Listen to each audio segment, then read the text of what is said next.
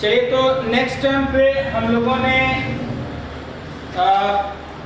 Brain और उससे निकलने वाले नर्व्स यानी कि क्रैनियल नर्व्स के बारे में देख लिया था। कुल कितने पेयर क्रैनियल नर्व्स थे मैन में? 12 पेयर। ठीक है, आज हम लोग शायद स्पाइनल नर्व्स को नहीं देखे थे ना, आज हम लोग स्पाइनल नर्व्स को देखने वाले हैं। तो हेडिंग डालिए स्पाइनल नर्व्स।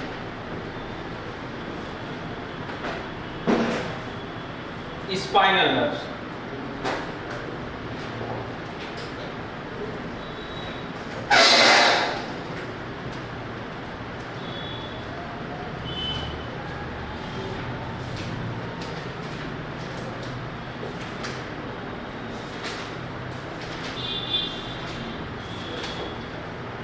ठीक है। जितने भी स्पाइनल नर्व्स होते हैं वो सभी के सभी क्या होते हैं? मिक्स्ड होते हैं। ठीक है, all of the spinal nerves are mixed. Mixed मतलब मैडम, मिक्स्ड मतलब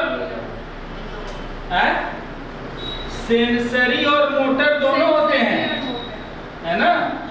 तो all of the spinal nerves are mixed यानी सेंसरी प्लस मोटर, एंड कहां से राइज होते हैं? एंड दे आर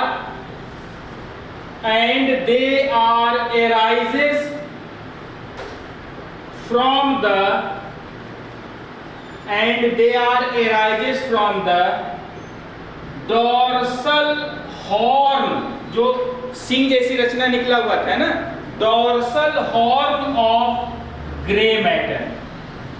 जो ग्रे मैटर होता है डॉर्सल हॉर्न का, वहां से ये क्या होते हैं? एराइज होते हैं। ठीक है। इन मैन कितना होगा? It is 31 pair. In rabbit कितना होता है? 37 पेयर। ठीक है। और फ्रॉग में कितना होगा? 9 से 10। 9 से 10 इसलिए कह दिया क्योंकि देखिए टोड का देखें उसमें 10 होता है और राना में देखें तो उसमें 9 होता है। टोड समझते हैं? टोड नहीं, पीला वाला वो तो राना होता है, राना टिकरीना, इंडियन फ्रॉग होता है। वो पत्थरों के नीचे मिलता है टोड। ठीक है। और उसके जो क्यूटिनियस ग्लैंड्स होते हैं, स्किन जो होता है वो पॉइजनस होता है। टोड का जो स्किन होता है वो क्या होता है? पॉइजनस होता है। रॉक्स में मिलते हैं टोड। ठीक है। और राना टिग्रीना जो पीला वाला आप बोलते हो वो इंडियन फ्रॉग है। ठीक है। तो इसलिए इसको वेरी आपने कहा, इनमें क्या होता है? 9 से 10 होता है। ठीक है। अब अगर मैन में कितना आपने कहा? 31 पेयर है। 31 पेयर्स इन मैन। तो अगर 31 पेयर हैं तो कुल कौन कौन से नर्व्स कितने कितने हैं? तो देखिए, अगर इसमें देखेंगे सर्वाइकल नर्व्स, तो सर्वाइकल नर्व्स की संख्या 8 पेयर होती है। 8 पेयर सर्वाइकल नर्व्स जो है वो आपका 8 पेयर होता है।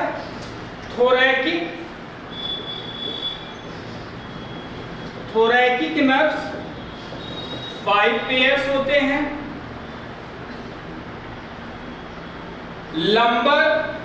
थोरैकिक 12 पेयर्स होता है। थोरैकिक जो है वह आपका 12 पेयर्स होते हैं। लंबर एंड सैक्रल, ये दोनों के दोनों क्या होते हैं? 5 पेयर्स होते हैं। लंबर और सैक्रल 5 पेयर्स होते हैं। और कॉकिजियल जो होता है वो 1 पेयर होता है। कॉक्सीजियल 1 पेयर ओनली, 1 पेयर होगा। तो कुल मिला के 12, 8, 20, 10, 30, 31, 31 पेयर जो होते हैं सर्वाइकल नर्व ह्यूमन बीइंग्स में पाए जाते हैं। कॉक्सियल सबसे स्पाइनल कोड में लोअर पार्ट, सबसे लोअर, नीचे लोअर मोस्ट पार्ट। क्लियर हुआ? तो पूछेगा एग्जाम में कितने सर्वाइकल नर्व्स होते हैं, तो 31 पेयर होता है। ठीक है, अगर पूछ लेगा कि सर्वाइकल नर्व्स कितने होंगे, तो आप याद रखिएगा 8 पेयर होगा, थोरैकिक 12 होगा, है ना। लंबर और सैक्रल दोनों 5 पेयर्स होते हैं, और सबसे कम कोक्सीजियल होता है जो 1 पेयर होता है। तो ये हम लोगों ने देख लिया पेरिफेरल नर्वस सिस्टम। ठीक, तो हमने सेंट्रल नर्वस सिस्टम देखा, पेरिफेरल नर्वस सिस्टम देखा। अब हम लोग देखने वाले हैं कौन सा, ऑटोनॉमिक नर्वस सिस्टम। ठीक भाई,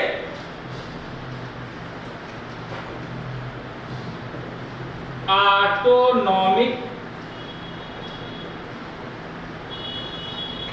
nervous system.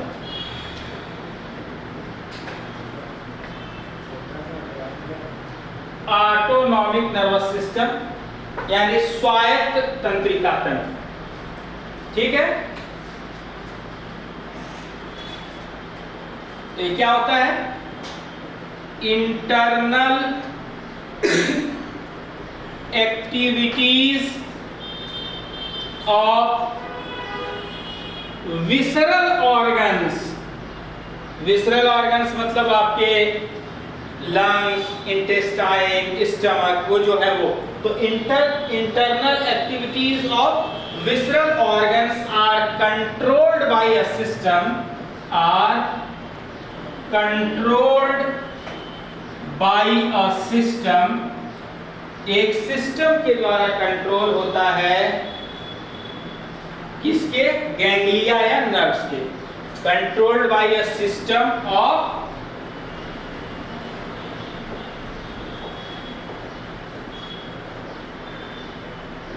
Ganglia and nerves.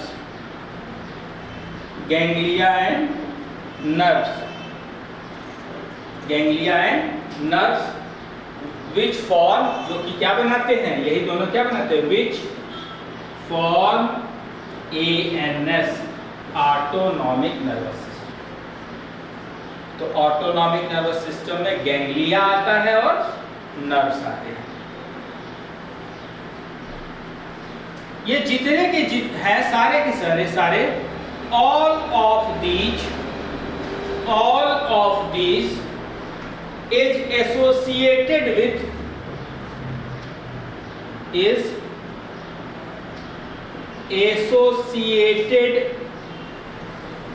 with CNS।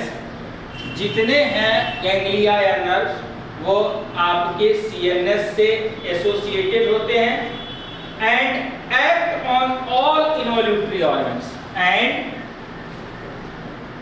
Acts on all involuntary organs.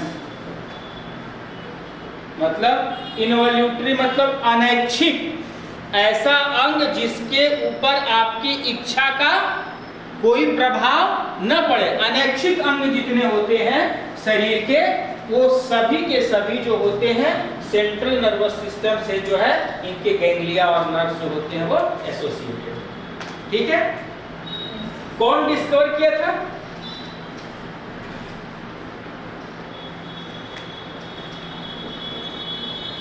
It was first discovered and coined मतलब नाम भी देना। ANS मतलब ऑटोनॉमिक नर्वस सिस्टम, जो नाम दिया वो और डिस्कवर जो किया वो दोनों एक ही थे। तो it was first discovered and coined by Langley, coined by Langley, coined and discovered by Langley।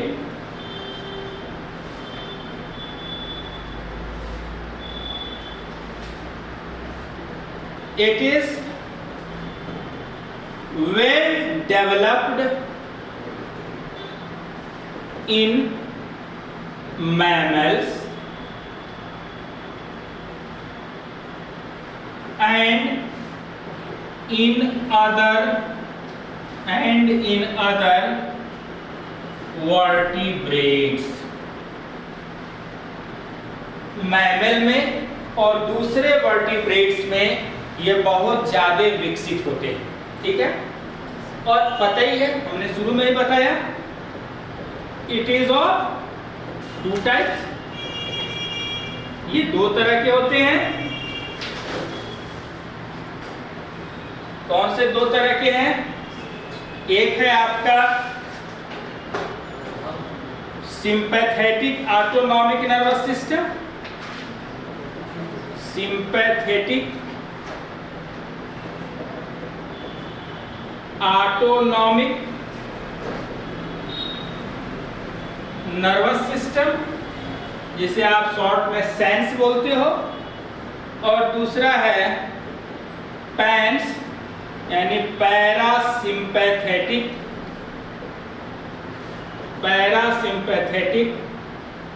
Autonomic nervous system, parasympathetic autonomic nervous system,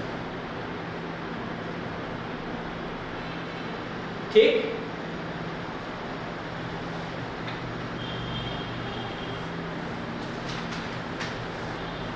तो एक एक को देखते हैं।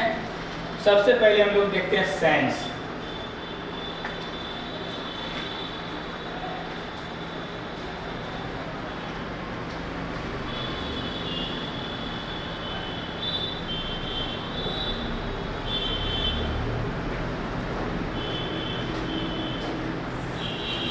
कौन कौन से ऑर्गन के नर्व्स इससे निकलते हैं? तो जो सेंस होता है उससे थोरैकिक रीजन और लंबर रीजन, थोरैकिक रीजन और लंबर रीजन के नर्व्स और गैंग्लिया निकलते हैं। इसलिए हम कहते हैं कि they are thoracolumbar in outflow. कैसे होते हैं? थोरैको लंबर आउटफ्लो होता है, थोरैको लंबर आउटफ्लो, जिसमें कौन कौन से आता है? All thoracic +3 lumbar. याद रखिएगा, 3 लंबर वेन आएंगे और थोरैकिक का सारा आएगा, ठीक है। तो ऑल थोरैकिक एंड 3 लंबर। इसमें जो प्री गैंग्लियन होता है, प्री गैंग्लियन वो सबसे छोटा होता है, स्मॉल होता है। प्री गैंग्लियन जो है वो आपका स्मॉल है और क्या सिक्रीट करता है? सिक्रीट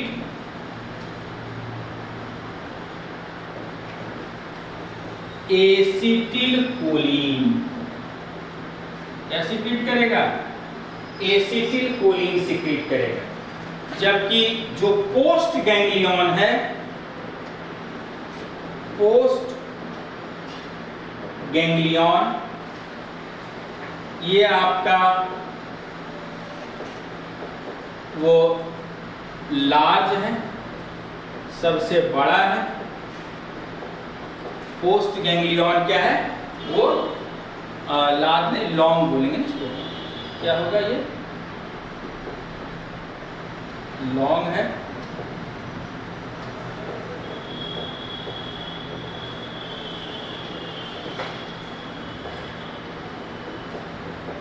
लॉन्ग है और ये क्या सिक्रीट करता है? Secrete सिम्पैथेटिन।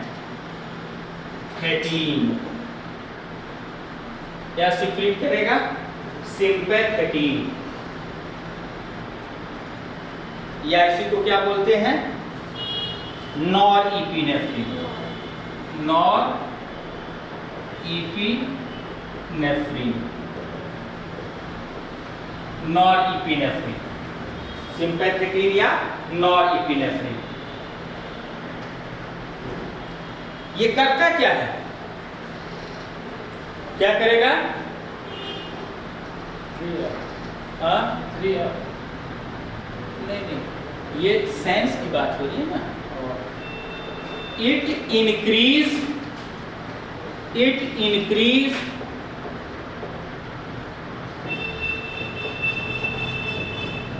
defense system of the body in adverse conditions, विपरीत परिस्थितियों में। कैसे करेगा? तो इट इंक्रीज डिफेंस यानी कि सुरक्षा तंत्र, प्रतिरक्षा तंत्र, ये क्या करता है? मजबूत करता है। तो it increase defence system of the body in adverse conditions by calorie consumptions. याद रखिएगा, by calorie consumption. Calorie consumption मतलब expenditure of energy, expenditure of energy, ऊर्जा को खर्च करके। कब यह एक्टिव होता है? इट इज एक्टिव इन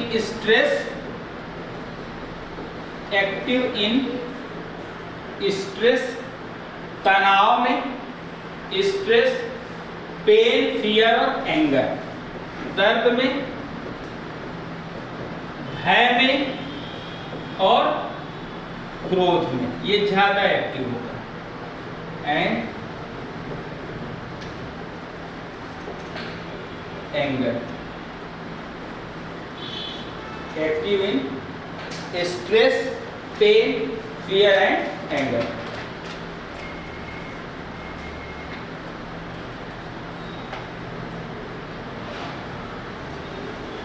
ठीक है, ये आपका सेंस।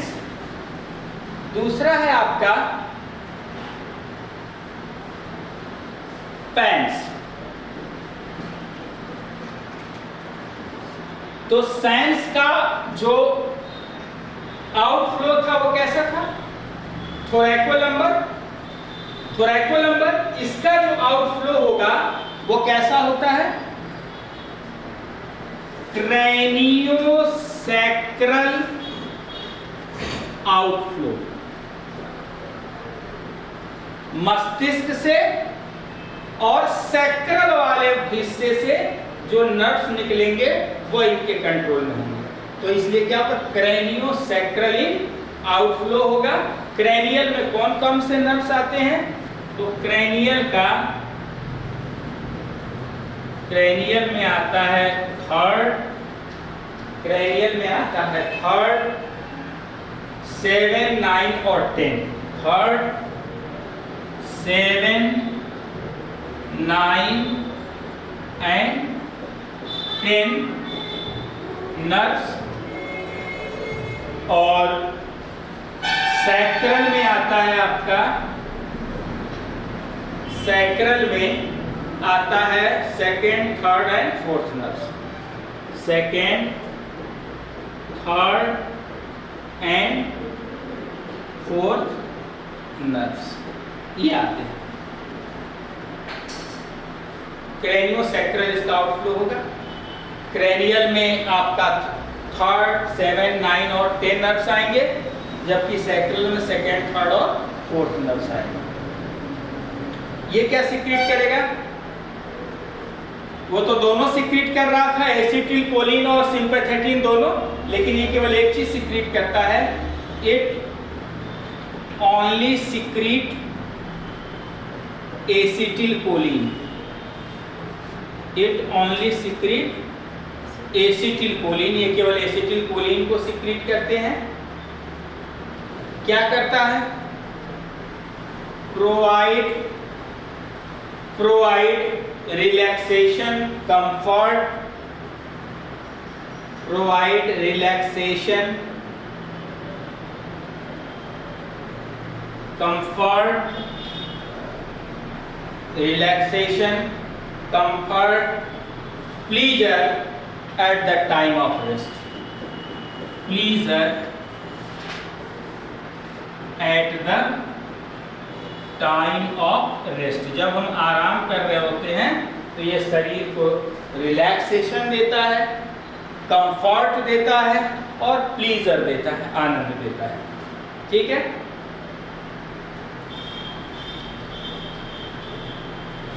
ये क्या करता है? रेस्टोरेशन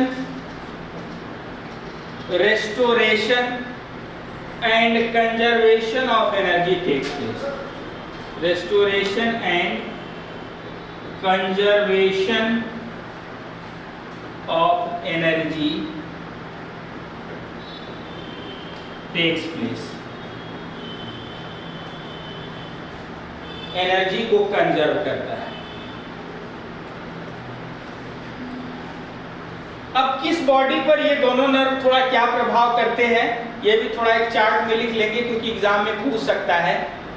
ठीक है, तो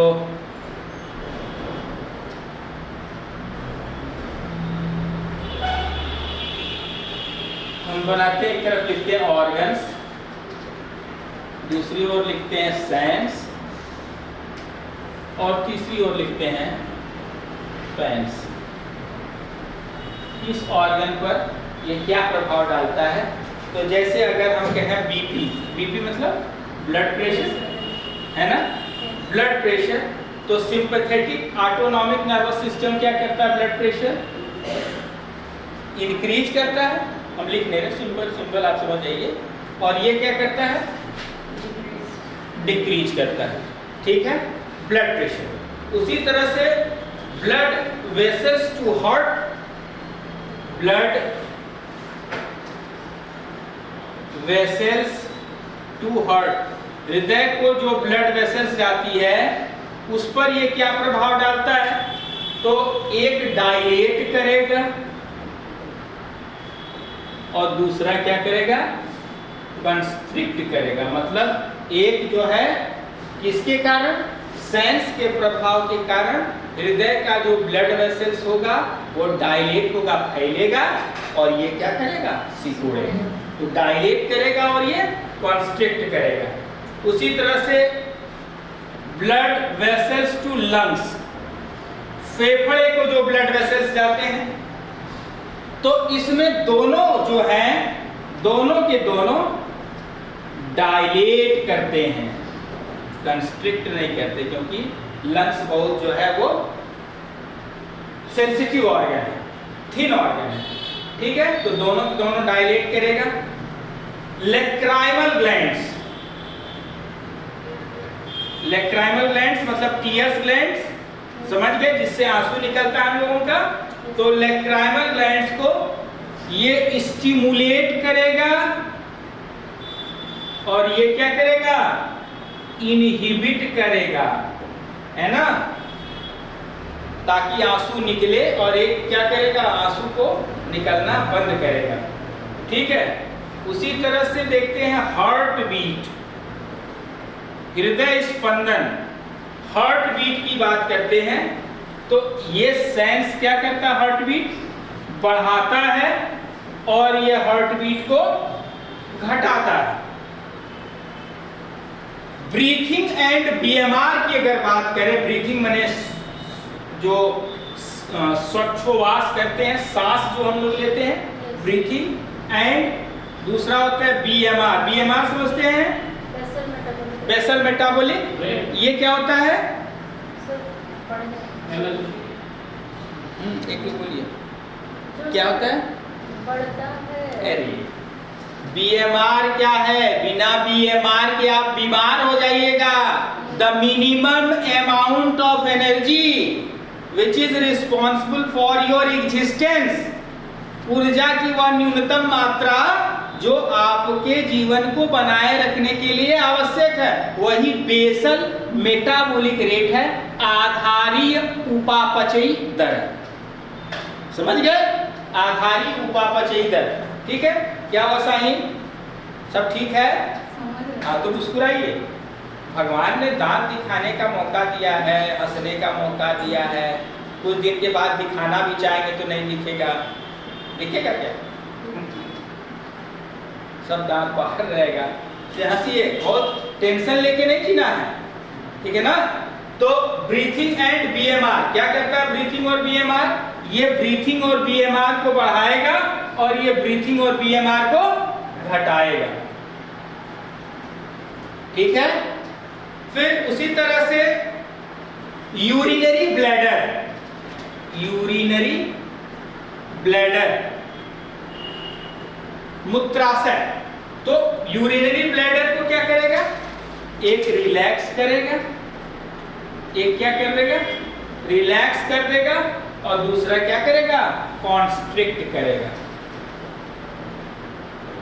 ये क्या करेगा? कॉन्स्ट्रिक्ट करेगा। और कुछ इंटरनल पार्ट है जैसे salivary gland, salivary glands, digestive glands, digestive glands और गट पेरिस्टाल्सिस, और गट पेरिस्टाल्सिस। इन तीनों को जो सेंस होता है डिक्रीज करता है, और ये क्या करेगा? इंक्रीज करता है।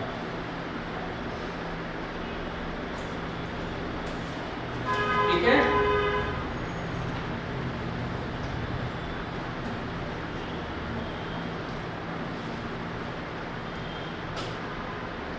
सर जैसे बेसल बीएमआर है, बेसल मेटाबॉलिक रेट, और संक्षेप में बस एक बात ले याद रखा हम लोग। ठीक है? The minimum amount of energy, the minimum amount of energy needed for the existence of life, needed for the existence of life। ऊर्जा की वह न्यूनतम मात्रा, ऊर्जा की वह न्यूनतम मात्रा जो जीवन को बनाए रखने के लिए आवश्यक है, वही आधारीय उपापचयी दर है या बेसल मेटाबॉलिक। ठीक है? तो इस प्रकार से हम लोगों ने ऑटोनॉमिक नर्वस सिस्टम में सेंस को देख लिया, पैंस को देख लिया, यानी नर्वस सिस्टम आपका फिनिश हो गया। बल्कि एक चीज इसमें बचा है, और वो क्या है हम लोग देख लेते हैं। वो तो आप लोग जानते भी होंगे, लेकिन फिर भी बता देते हैं। Mechanism of conduction of nerve impulse, nerve impulse, तंत्रिका आवेगों के संचरण की क्रिया। जो नर्व जो है सर, वो बीच में जो एक केमिकल रहता है एसिटिल, बिल्कुल, तो वो प्लस माइनस करके एक दूसरे से, बिल्कुल बिल्कुल, वो जिस पॉइंट पे जुड़ता है उसे सिनैप्स बोलते हैं। ठीक है ना? तो मैसेज को कन्वे कर देता है। ठीक? अच्छा, हम लोग जो बैठते हैं, ठीक है, तो पैर में झुनझुनी भर जाती है ना? कब tingling and numbness, tingling and numbness. हाँ, क्या मतलब हुआ? झुनझुनी और कपकपी टाइप। हाँ, क्यों? वो नर्व्स का इम्पल्स सर्कुलेशन कम होता है, दब जाता है वहाँ पर। सीधी सी बात है, जब हम पैर ऐसे मोड़ के रख रहे हैं ना, से सीधा रास्ता चलना और टेढ़ा रास्ता चलना, दोनों में अंतर है ना। तो होता क्या है कि जो इलेक्ट्रॉन का मूवमेंट है कोडिंग फॉर्म में, आयंस जो होते हैं, चार्जेस जो होते हैं, वो प्रॉपर वे में आपके पैर से ब्रेन तक नहीं जाता। तो एक जगह पे आयंस क्या होते हैं, चार्ज जो होते हैं वो एक्यूमुलेट हो जाते हैं, जमा। हाँ, तो आपको क्या होता है? पैर में झुनझुनी महसूस होती है। लोग सोचते हैं कि कहते हैं ब्लड सर्कुलेशन रुक गया है, ब्लड सर्कुलेशन रुक गया तो अंगी काम करना बंद हो, ठीक है। तो mechanism of conduction of nerve impulse, देखिए ये 3 बातों पर निर्भर करता है। कौन कौन चीजों पर? इट डिपेंड्स ऑन, कौन कौन बात पर निर्भर करेगा भाई आप लोग बताइए, किन किन चीजों पर निर्भर करेगा? पहला, केमिकल कंडीशन ऑफ एक्सोप्लाज्म, दूसरा chemical condition of tissue fluid, और तीसरा परमिएबिलिटी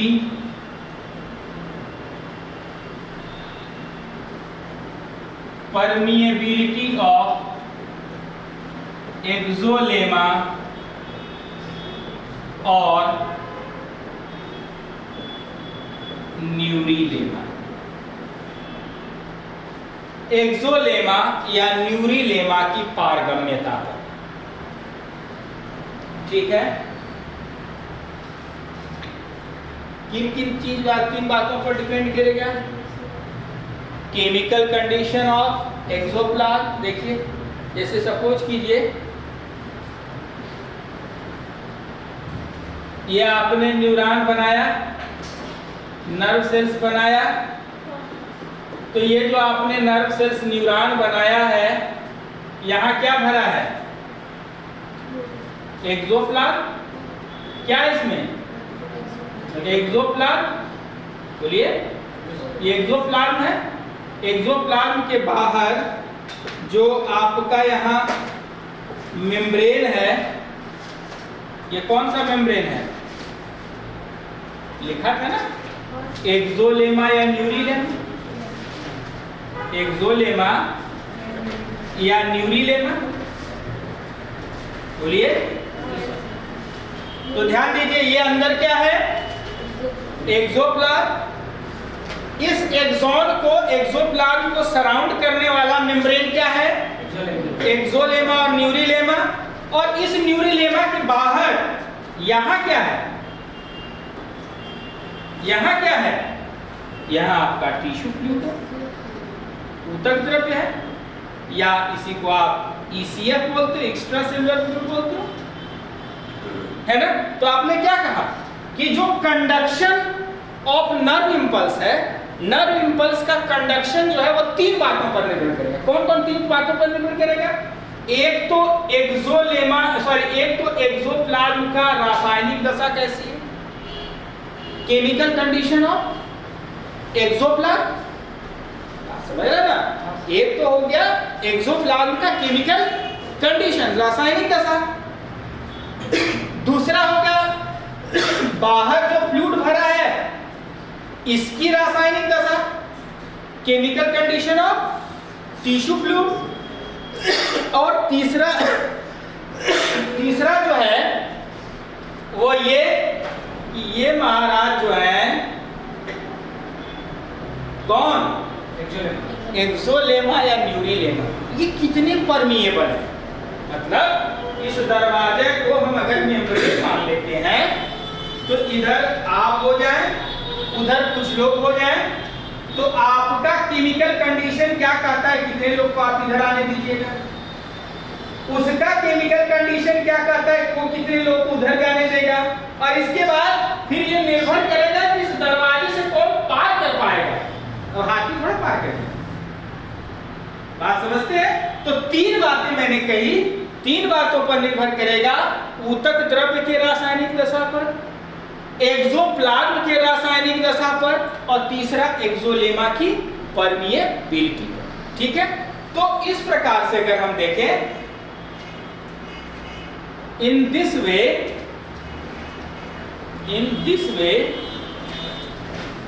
the conductions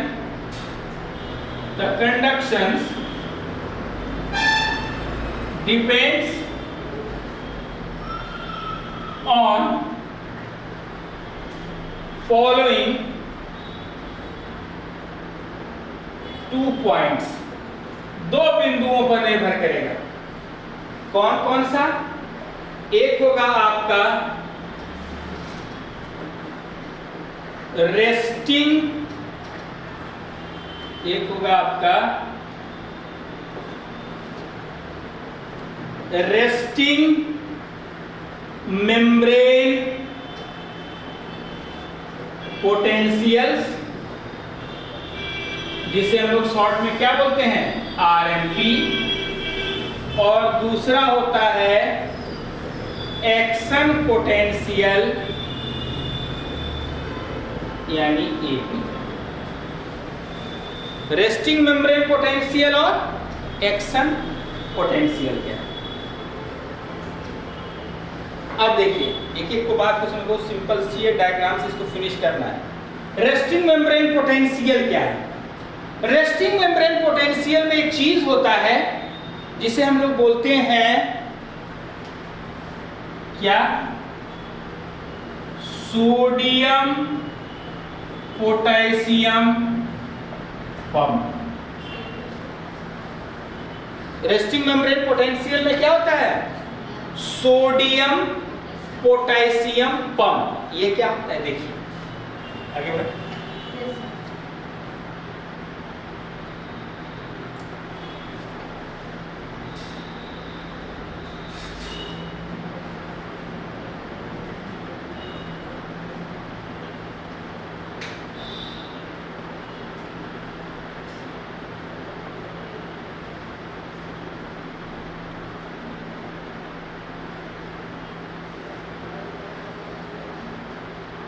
देखिए, अगर हम इसको axolemma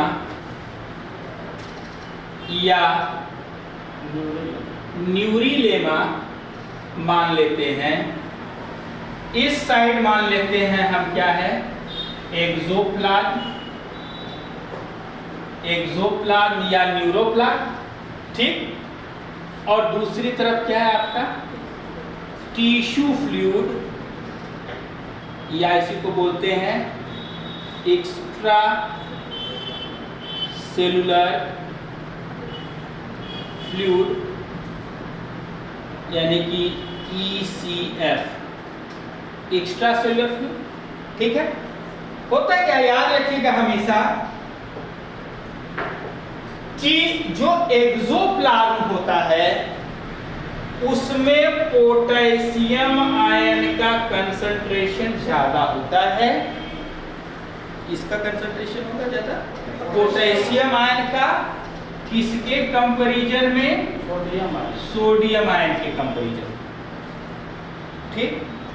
just opposite tissue fluid में होगा, यहां सोडियम आयन का कंसंट्रेशन ज्यादा होगा, बोलिए, और पोटेशियम आयन का कंसंट्रेशन कम। So according to osmotic gradient it might be possible that the ion of higher concentration may move towards the lower concentration. अधिक सांद्रता वाला आयन कम सांद्रता वाले आयन की तरफ मूव कर जाएगा।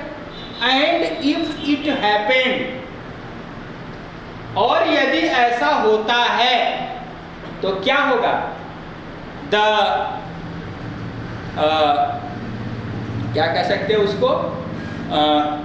इक्विलिब्रियम स्टेट, साम्यावस्था, the equilibrium state of the axoplasm and the tissue fluid become disturb, है ना?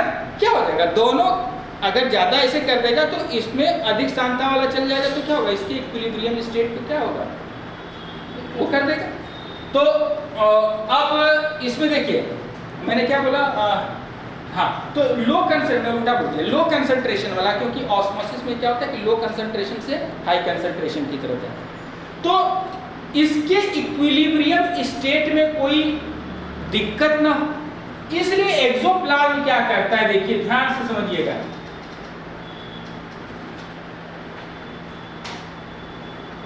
ये क्या करेगा कि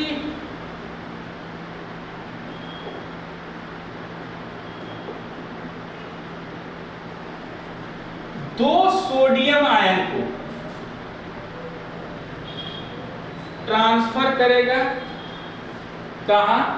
टिश्यू फ्लूइड में। याद रखिए, यहां ऑलरेडी सोडियम ज्यादा है, बात समझ रहे हैं ना? यहां ऑलरेडी सोडियम कम है, इसलिए लेकिन to maintain the equilibrium state of both fluid, this axolemma और neurilemma acts as a sodium potassium pump. इसलिए टू मेंटेन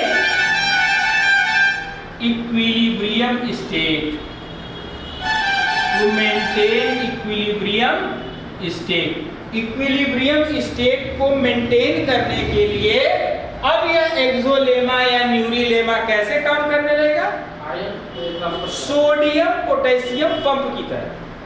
कैसे काम करेगा? सोडियम पोटेशियम पंप की तरह। अब ये दो सोडियम आयन को ट्रांसफर कर दिया कहां? एक्सोप्लाज्म से टिश्यू फ्लूइड, और बदले में क्या करेगा? ये तीन पोटेशियम आयन को ट्रांसफर कर देगा कहां? एक्सोप्लाज्म। ठीक है, तो ये जो ट्रांसपोर्टेशन हो रहा है वह कैसा ट्रांसपोर्ट है भाई? एक्टिव ट्रांसपोर्ट है। एक्टिव ट्रांसपोर्ट क्यों है? इसमें एनर्जी खर्च होता है। सही? क्या होता है यहां पर? एनर्जी खर्च होता है एटीपी के फॉर्म में। यहां पर एनर्जी खर्च हो रहा है इस फॉर्म में, एटीपी के फॉर्म में, और एडीपी कन्वर्ट हो रहा है किसमें? एडीपी प्लस आईपी में। और यहां पर एक एंजाइम कार्य करता है, वर्क करता है। कौन? Na प्लस के प्लस एटीपीएच।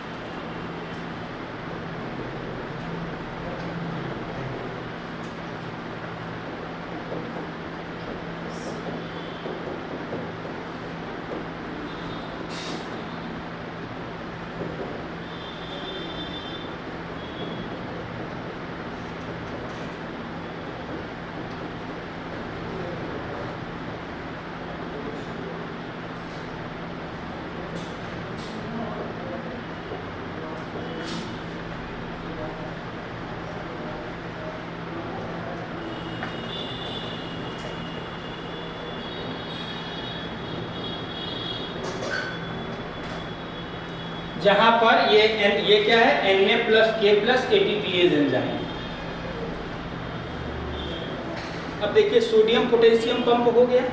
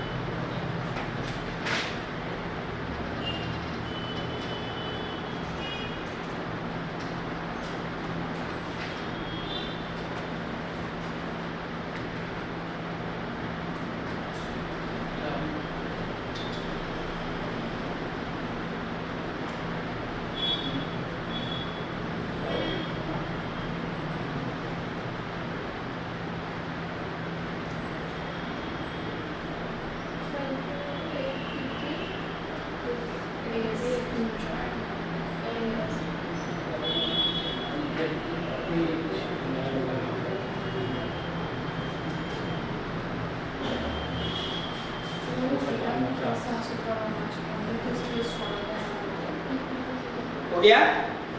देखिए अब सोडियम पोटेशियम पंप जब इस्टेब्लिश हो जाता है, ठीक है, तो सोडियम पोटेशियम पंप जब इस्टेब्लिश हो जाएगा तब यहां पर क्या होगा, देखिए सोडियम पोटेशियम पंप जब इस्टेब्लिश होगा तो दूसरा क्या होगा, डिफ्यूजन ऑफ आयंस। आयन का क्या होगा, डिफ्यूजन होगा। एक तो हो गया sodium potassium pump, resting membrane potential में एक बात थी सोडियम पोटेशियम पंप की, ये जब इस्टेब्लिश हो जाएगा, सोडियम पोटेशियम पंप जब हो जाएगा तब क्या होगा, आयन का डिफ्यूजन होगा। देखिए आगे बढ़े, देखिए अब आयन का यहां क्या हो रहा है, डिफ्यूजन हो रहा है।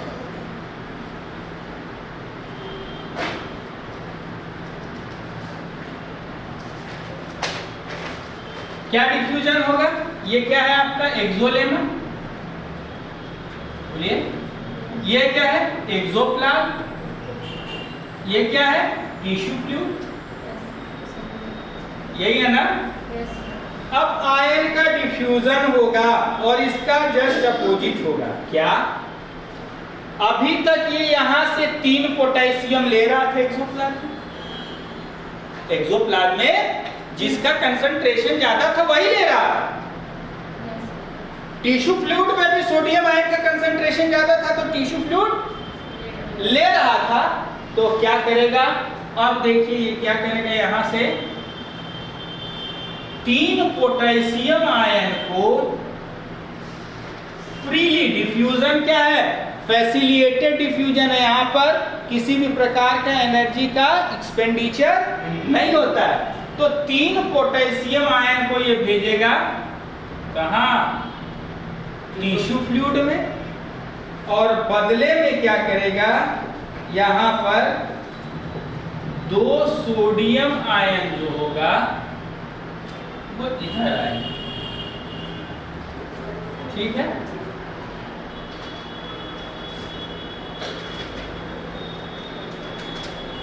तीन पोटेशियम आयन इधर आएगा और 2 सोडियम आयन जो है वो इधर आएगा, ठीक। ऐसा जब होगा, ध्यान से देखिए, तो क्या होगा, बहुत अधिक अमाउंट में, ध्यान दीजिए, बहुत अधिक अमाउंट में पोटेशियम आयन ट्रांसफर हो जाएगा टिश्यू फ्लूइड, टिश्यू फ्लूइड में बहुत अधिक अमाउंट में पोटेशियम आयन चला जाएगा, तो बहुत अधिक पोटेशियम आयन चले जाने के कारण इसके एक्सोप्लाज्म में एक माइनस चार्ज डेवलप हो जाएगा, एक निगेटिव चार्ज डेवलप हो जाएगा, जो कितना होगा, -70 टू -90 मिलीवोल्ट के बराबर होगा। कितना चार्ज डेवलप होगा, -70 से -90 मिलीवोल्ट के बराबर चार्ज होगा, और यही चार्ज क्या कहलाता है, आरएमपी कहलाता है, रेस्टिंग मेम्ब्रेन पोटेंशियल, विश्रामावस्था कला विभव। क्लियर हुआ,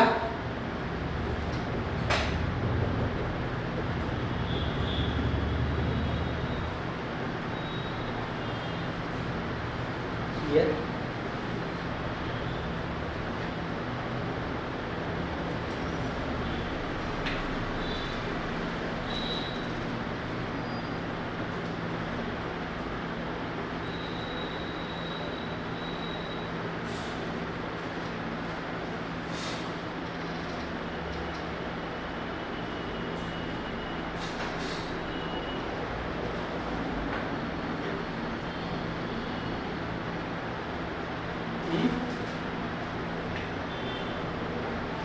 अब जब ये प्रोसेस हो गया, आरएमपी हो गया इस्टेब्लिश, तब क्या होगा, एक्शन पोटेंशियल।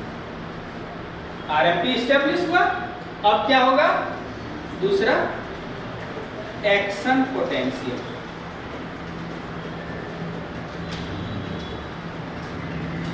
दूसरा होगा एक्शन पोटेंशियल।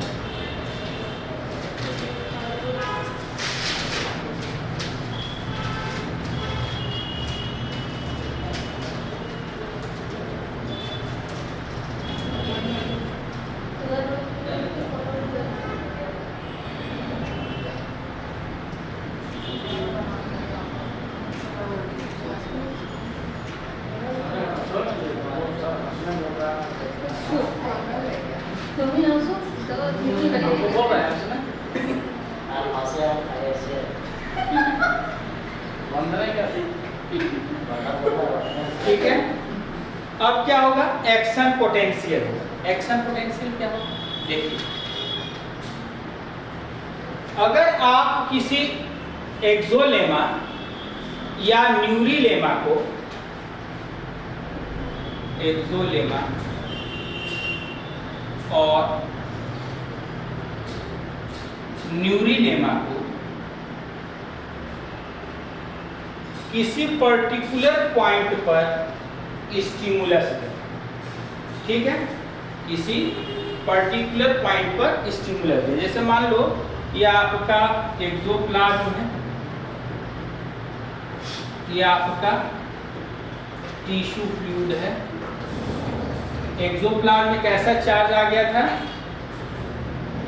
माइनस, यहाँ क्या चार्ज है, प्लस। जितना माइनस होगा उतना प्लस होगा, समझ रहे।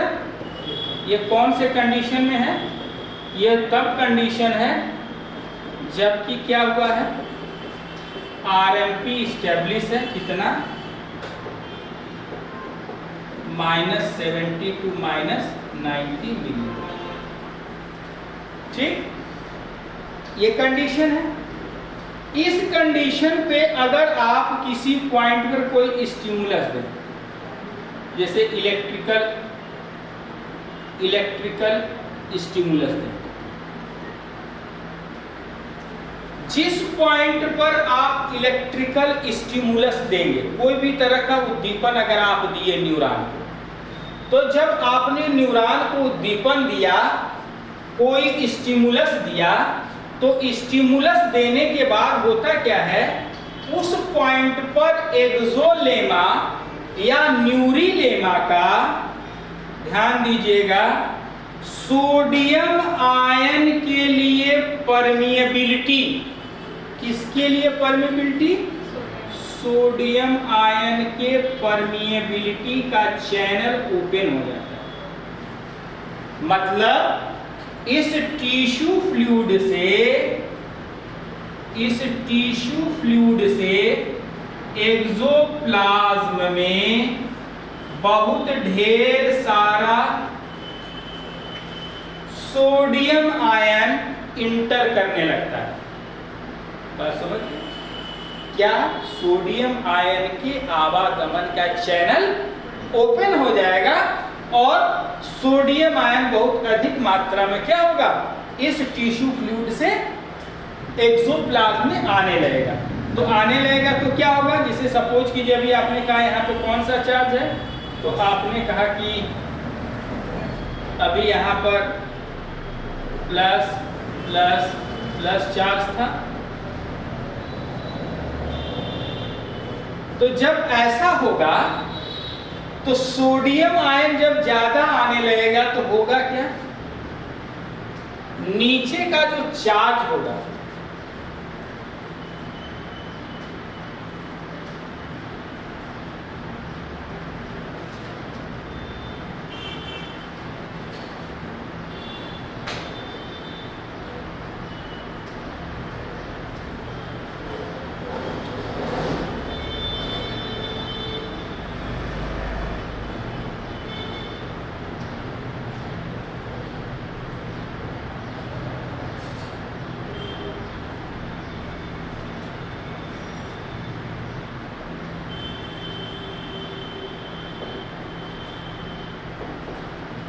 तो नीचे का जो सोडियम आयन होगा, देखिए अभी अगले पॉइंट में क्या हो रहा है,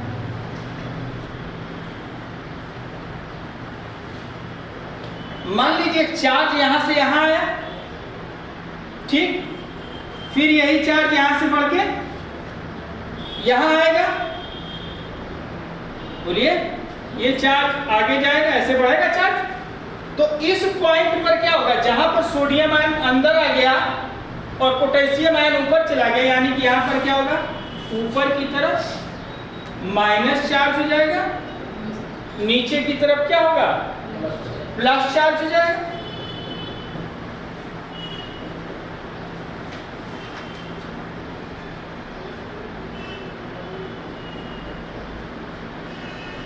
तो चार्ज जब यहां से यहां आया है, यहां पर एक्सोलेमा या न्यूरिलेमा क्या हो गया, डिपोलराइज हो गया। डिपोलराइज हो गया ना, विध्रुवित हो जाएगा, चार्ज बदल जाएगा ना। तो यहां पर क्या हो जाएगा, डिपोलराइजेशन। बात समझ रहे? ये जब सोडियम आयन ज्यादा आने लगा तो ये चार्ज कितना हो जाएगा, पहले बढ़ के होगा प्लस, ध्यान दीजिएगा, -70 या 90 से ये बढ़ के हो जाएगा प्लस 15 मिलीवोल्ट। ये जो प्लस 15 मिलीवोल्ट चार्ज हुआ, यह कहलाता है थ्रेशोल्ड वैल्यू। थ्रेशोल्ड माने दहलीज विभव, चौखट, दहलीज। जैसे ही ये होगा प्लस 15 MV, और बहुत मात्रा में सोडियम आयन क्या होगा, अंदर आने लगेगा। ठीक, जब बहुत तेज आने लगेगा, याद रखिएगा, तब यह प्लस 15 मिलीवोल्ट बढ़ के कितना हो जाएगा, प्लस 45 MV। कितना हो जाएगा बढ़ के, प्लस 45 MV। यही है आपका एक्शन पोटेंशियल, जहां पर क्या होता है, याद रखिएगा, जो स्टिमुलस है चेंज इनटू इंपल्स। बात समझ गए? जैसे ही ये प्लस 45 MV होगा, एक्शन हो जाएगा, एक्शन पोटेंशियल हो जाएगा, और जो स्टिमुलस आपने दिया वो इंपल्स के रूप में ब्रेन तक जाएगा। तो यहां पर जैसे प्लस 45 MV होगा, तो ये स्टिमुलस क्या होगा, इंपल्स में चेंज हो जाएगा। तो जिस पॉइंट पर गया है वहां डिपोलराइजेशन होगा, और पिछला जो पोजीशन है जहां से आयन चलेगा दूसरी जगह, तो जो प्रीवियस पॉइंट था वो अपने नॉर्मल पोजीशन में आएगा, वो अपने नॉर्मल पोजीशन में आएगा। तो यहां पर क्या हो जाएगा, रीपोलराइजेशन। यहां क्या हो जाएगा, रीपोलराइजेशन हो जाएगा। बात समझ गए ना? तो इस प्रकार से जो स्टिमुलस होगा वह आपका इंपल्स में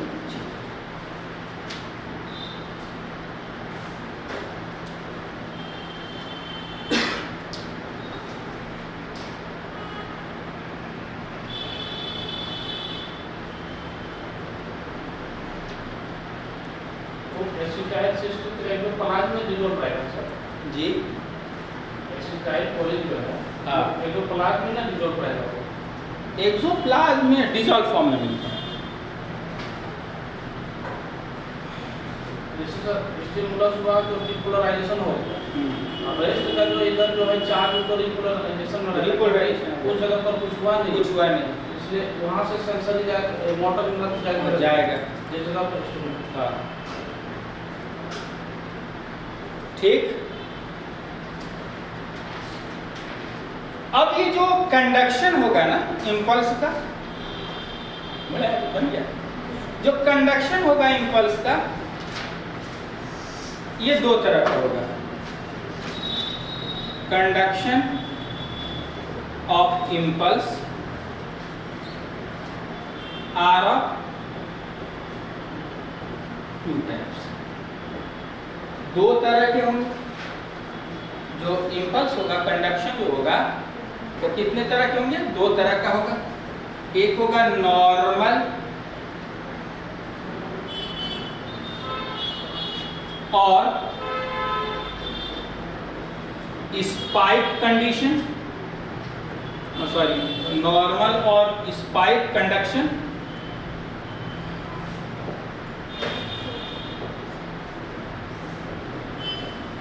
नॉर्मल और स्पाइक कंडक्शन, और दूसरा होता है साल्टेटरी कंडक्शन। ये किस में होगा? नॉर्मल या स्पाइक कंडक्शन जो होगा वो अकर इन नॉन माइलिनेटेड न्यूरॉन, पहले बताए थे आपको, नॉन माइलिनेटेड न्यूरॉन में होगा। और ये कहाँ होगा? It occur in myelinated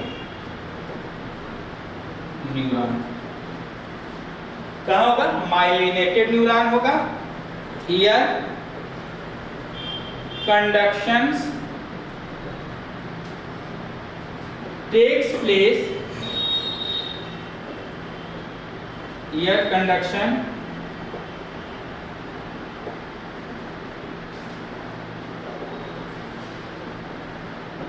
takes place, here conduction takes place in jumping condition, jumping condition में होगा।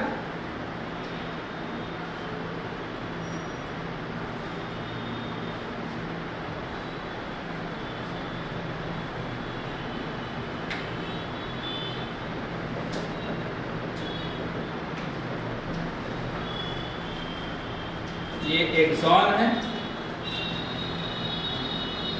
एक्सॉन के ऊपर आपका माइलिन शीथ ऑफ फैट है।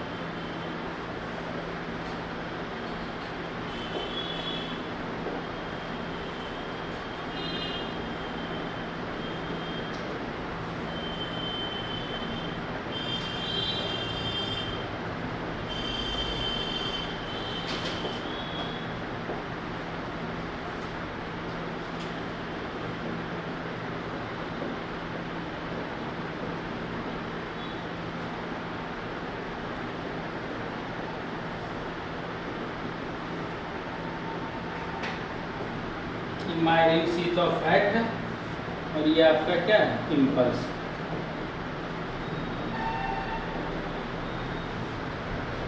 ये साल्टेटरी कंडक्शन।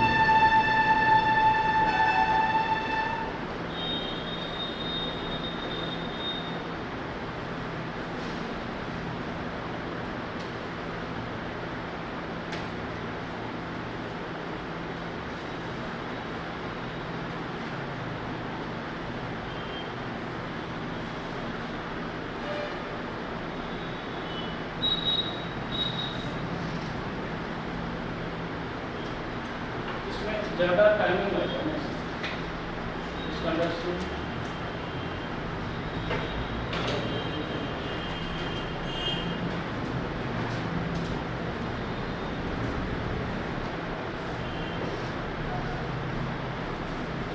अब आपका दो सिस्टम और बढ़ गया पढ़ाने के लिए। तो क्या थी?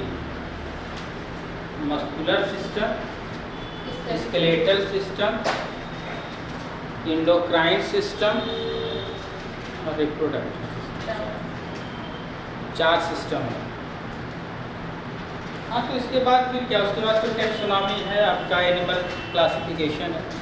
सबसे ज़्यादा क्वेश्चन सर एनिमल किंगडम कुछ नहीं है एनिमल किंगडम में। मैं मोटी मोटी बात फाइलम का बता करके जो आपसे आने वाले क्वेश्चन है वो बता दूंगा, कहानी खत्म। ठीक, कुछ है ही नहीं। अब आपसे पूछ लेगा कि what is the basis of classification of phylum Porifera. क्या बेसिस है क्लासिफिकेशन का? हाँ नहीं, यही तो आप लोग ऐसे एमएससी करते नहीं समझ में।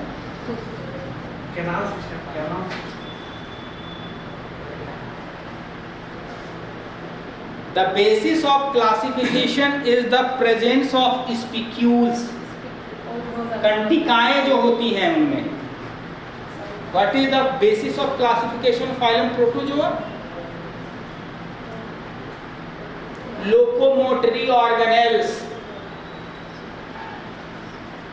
Okay? Which of the cell of phylum Porifera is totipotent? Who coined the term totipotency?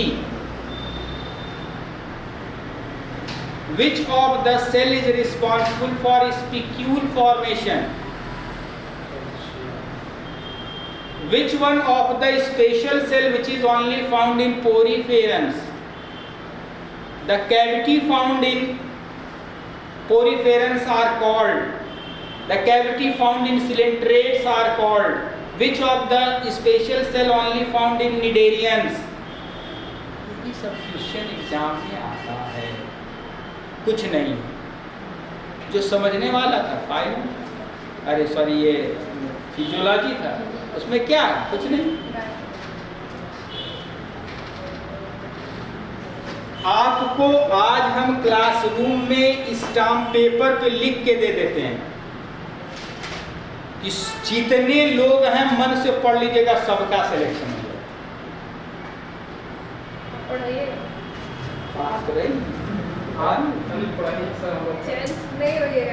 अब देखिए ऐसा है कि अब हम आप कहिएगा कि घर द्वार छोड़ दें, नहीं ऐसा संभव नहीं है। अब तो भाई मुझे 2 दिन 4 दिन 5 दिन के लिए जाना होगा तो मैं जाऊंगा ही। उसके लिए अल्टरनेट टीचर कोई होंगे क्लास लेने की, उनकी व्यवस्था करा दूंगा। मैं कह दिया हूँ कि जिससे हम तो पढ़ाई देंगे।